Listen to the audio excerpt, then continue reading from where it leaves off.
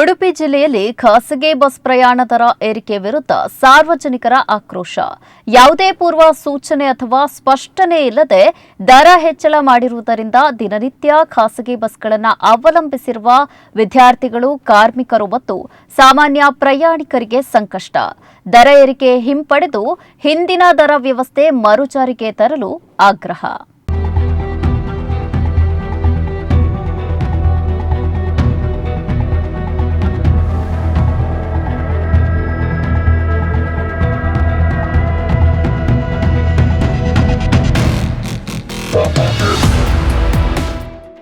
ಉಡುಪಿ ಜಿಲ್ಲೆಯ ಜನರ ಜೀವನಾಡಿಯಾಗಿರುವ ಖಾಸಗಿ ಸಿಟಿ ಸರ್ವಿಸ್ ಮತ್ತು ಎಕ್ಸ್ಪ್ರೆಸ್ ಬಸ್ಗಳ ಪ್ರಯಾಣ ದರವನ್ನು ಏರಿಸಿರುವುದಕ್ಕೆ ಸಾರ್ವಜನಿಕ ವಲಯದಿಂದ ಆಕ್ರೋಶ ವ್ಯಕ್ತವಾಗಿದೆ.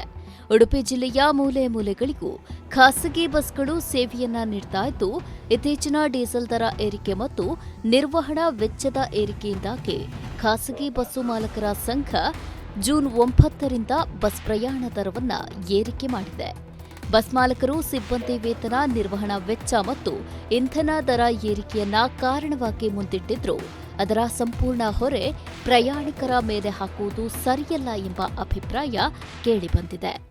ಕೇಂದ್ರ ಸರ್ಕಾರದ ಒಂದು ಆರ್ಥಿಕ ವಿರೋಧಿ ನೀತಿ, ಕಾರ್ಮಿಕ ವಿರೋಧಿ ನೀತಿ, ಕೇಂದ್ರ ಸರ್ಕಾರದ ಆರ್ಥಿಕತೆಯಲ್ಲಿ ಯಾವುದೇ ಸ್ಥಿರತೆ ಇಲ್ಲದಿದ್ದಂಥ ಒಂದು ಪರಿಸ್ಥಿತಿಯಲ್ಲಿ, ಆಮೇಲೆ ಕೇವಲ ಕೊಲ್ಲಿಯಲ್ಲಿ ಯುದ್ಧ ಆಗ್ತದೆ, ಹಾಗಾಗಿ ಪೆಟ್ರೋಲ್ ಮತ್ತು ಡೀಸೆಲ್ನ ಬೆಲೆ ಜಾಸ್ತಿ ಮಾಡಬೇಕು ಅನ್ನುವಂಥ ವಿಚಾರದಲ್ಲಿ ಇವರು ದಿವಸಕ್ಕೆ ಕೂಡ ಪೆಟ್ರೋಲ್ ಮತ್ತು ಡೀಸೆಲ್, ಗ್ಯಾಸ್ ಎಲ್ಲದನ್ನು ಕೂಡ ಜಾಸ್ತಿ ಮಾಡ್ತಾ ಇದ್ದಾರೆ. ಹಾಗಾಗಿ ಇಲ್ಲಿ ಖಾಸಗಿ ಬಸ್ಸಿನವರು ಕೂಡ ನಮಗೆ ಬಸ್ ರೇಟ್ ಜಾಸ್ತಿ ಮಾಡಬೇಕು ಅನ್ನುವಂಥ ಒಂದು ವಿಚಾರಗಳನ್ನು ಹಾಕ್ಕೊಂಡು ಅವರವರೇ ಮಂಗಳೂರಿನಲ್ಲಿ ಮೊನ್ನೆ ಅವರ ಒಂದು ಅಧ್ಯಕ್ಷತೆಯಲ್ಲಿ, ರಾಜವರ್ಮ ಅವರ ಅಧ್ಯಕ್ಷತೆಯಲ್ಲಿ ನಡೆದು ಅವರೇನು ಮಾಡಿದ್ದಾರೆ, ಈಗ ಎಲ್ಲಕ್ಕೂ 3%ಇಂದ 5%, 6%ವರೆಗೆ ಜಾಸ್ತಿ ಮಾಡ್ಕೊಂಡಿದ್ದಾರೆ. ಇಲ್ಲಿ ಈಗ ಮೊದಲು 10 ರೂಪಾಯಿ ಇದ್ದಂಥ ಇಲ್ಲಿಗೆ 20 ರೂಪಾಯಿ ಮಾಡಿದ್ದಾರೆ. ಇವ್ರಿಗೆ ಇಷ್ಟ ಬಂದ ರೀತಿಯಲ್ಲಿ ಇವರು ಜಾಸ್ತಿ ಮಾಡ್ಕೊಳ್ಳೋದಂತ ಹೇಳಿದರೆ ಇದಕ್ಕೆ ಹಾಗಾದರೆ ನಾವು ಜನತೆ ಕೇಳಬೇಕಾ ಬೇಡ? ಒಪ್ಕೊಳ್ತೇವೆ, ಡೀಸೆಲ್ ಜಾಸ್ತಿ ಆಗ್ತದೆ, ಇಂಧನ ಬೆಲೆ ಜಾಸ್ತಿ ಆಗ್ತದೆ, ಗ್ಯಾಸಿನ ಬೆಲೆ ಜಾಸ್ತಿ ಆಗ್ತದೆ, ಎಲ್ಲರೂ ಕೂಡ ಜಾಸ್ತಿ ಆಗ್ತದೆ. ಆದರೆ ಅದಕ್ಕೊಂದು ಮಾನವೀಯತೆ ಅಂತ ಅನ್ನುವಂಥದ್ದಿದೆ. ಕೊರೋನಾ ಪೀರಿಯಡ್ ಅಲ್ಲಿ ಇವರು ನಾವು ಸಿಟ್ಟಿಂಗ್ ಎಲ್ಲ ಕಮ್ಮಿ ಆಗ್ತೇವೆ, ಒಬ್ಬರನ್ನ ಇಷ್ಟಿಷ್ಟು ದೂರದಲ್ಲಿ ನಿಲ್ಲಿಸ್ತೇವೆ ಅನ್ನುವಂಥ ದೇಶಕ್ಕೆ ಎಷ್ಟು % ಜಾಸ್ತಿ ಮಾಡ್ಕೊಂಡ್ರು. ಆದ್ರೆ ಕೊರೋನಾ ಮುಗಿದ ನಂತರ ಇವರು ಅದನ್ನ ಕಮ್ಮಿ ಮಾಡಿದ್ರಾ?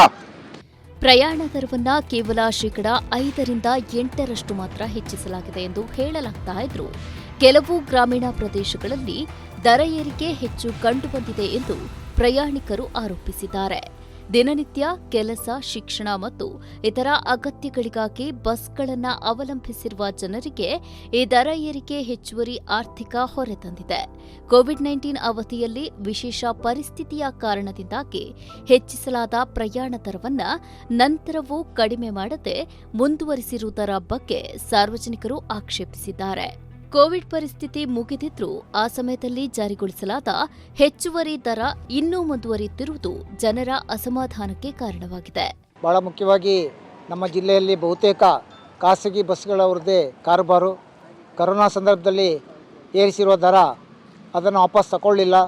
ಆಮೇಲೆ ಪದೇ ಡೀಸೆಲ್ ಮತ್ತು ಇತರ ಬೆಲೆ ಏರಿಕೆಯನ್ನು ಮುಂದಿಟ್ಕೊಂಡು ಇವತ್ತು ಮಾಲಕರು ಏಕಾಏಕಿ ಅವರಷ್ಟಕ್ಕೆ ಅವ್ರ ಸಂಘದ ಸಭೆಗಳನ್ನು ನಡೆಸಿ ದರ ಏರಿಕೆ ಹೊರೆಯನ್ನು ಜನರ ಮೇಲೆ ಹೇರಿದ್ದಾರೆ.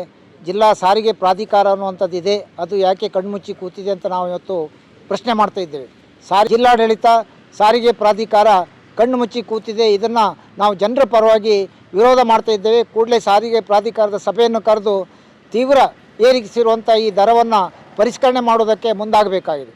ಇವತ್ತು ಈ ಎಲ್ಲ ಅನಿಷ್ಟಗಳಿಗೆ ಕಾರಣ ನಮ್ಮನ್ನು ಆಳುವಂಥ ಕೇಂದ್ರ ಸರ್ಕಾರ ಯುದ್ಧದ ನೆಪವನ್ನು ಒಡ್ಡಿ ಇವತ್ತು ಎಲ್ಲ ಸಾರಿಗೆಗೆ ಬೇಕಾದಂಥ ಡೀಸೆಲ್ ಇರ್ಬೋದು ಅಥವಾ ಜನಸಾಮಾನ್ಯರು ಉಪಯೋಗಿಸುವಂಥ ಅನಿಲ ಸಿಲಿಂಡರ್ ಇರ್ಬೋದು, ಎಲ್ಲದರ ದರಗಳನ್ನು 3 ತಿಂಗಳಿಗೊಮ್ಮೆ ಇವತ್ತು ಏರಿಸ್ತಾ ಇದ್ದಾರೆ. ಒಟ್ಟಾರೆ ಜನರನ್ನು ಸುಲಿಗೆ ಮಾಡುವಂಥ ಈ ವಿಧಾನ ಕೇಂದ್ರ ಸರ್ಕಾರದ್ದು ಮತ್ತು ಖಾಸಗಿ ಬಸ್ ಮಾಲಕರ ವಿಧಾನವನ್ನು ನಾವು ಕಡಾಖಂಡಿತವಾಗಿ ವಿರೋಧ ಮಾಡ್ತೇವೆ. ಸಾರಿಗೆ ಪ್ರಾಧಿಕಾರದ ಸಭೆಯನ್ನು ಅತಿ ತಕ್ಷಣದಲ್ಲಿ ಕರೆದು ಸಾರ್ವಜನಿಕರೊಂದಿಗೆ ಚರ್ಚೆ ಮಾಡಬೇಕು ಅಂತೇಳಿ ಹೇಳಿ ನಾವು ಜಿಲ್ಲಾಡಳಿತವನ್ನು ಈ ಸಂದರ್ಭದಲ್ಲಿ ಒತ್ತಾಯ ಮಾಡೋರಿದ್ದೇವೆ.